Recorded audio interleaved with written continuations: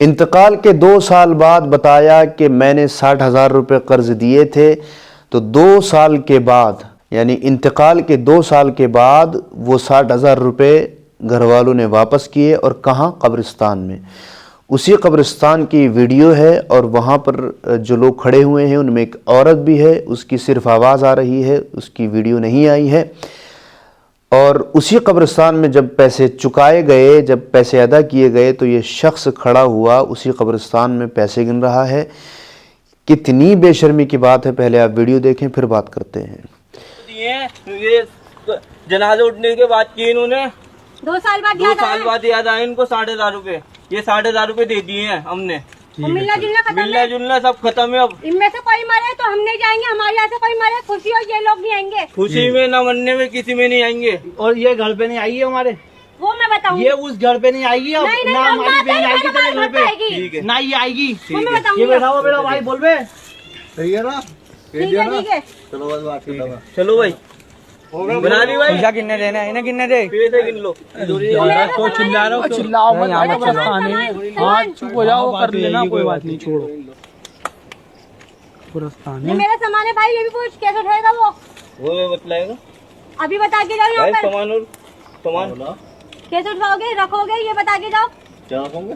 ابھی دونوں اللہ میں وہاں پر نہیں رہوں گی، تم نے وہاں سے نکالا تھا، تم نے وہاں سے نکالا تھا مجھے اپنے باپ کے کہنے پہ، مجھے نہیں پتا۔ کیا پہلے پیسے کیوں یار ایک مسئلہ نمٹاؤ پہلے، یہ باتیں گھر جا کے کرنا، وہ کھڑیا کیا کرنا، یہ باتیں گھر جا کے کرنا بھائی، یہاں نہ کرو۔ اما ابا کے کہنے میں، بہنوں کے کہنے میں بھڑکاوے اولاد کو نکالے گا۔ جو جوان لڑکی یاد نہیں آئی تھی، آج جوان لڑکی یاد آ رہی تھی تجھے ہاں تیری والی بھاشا میں بولنا پڑتا ہے۔ یہ غلط بول رہی ہے۔ بدتمیزیاں مت کرو، یہاں پہ قبرستان ہے، چھپ ہو جاؤ، گھر کے بعد گھر پہ کر لینا۔ ابے بھائی سب کو قبرستان میں آنا ہے۔ کوئی بات نہیں خالہ، پھر بھی اور میری بہن چھپ ہو جاؤ۔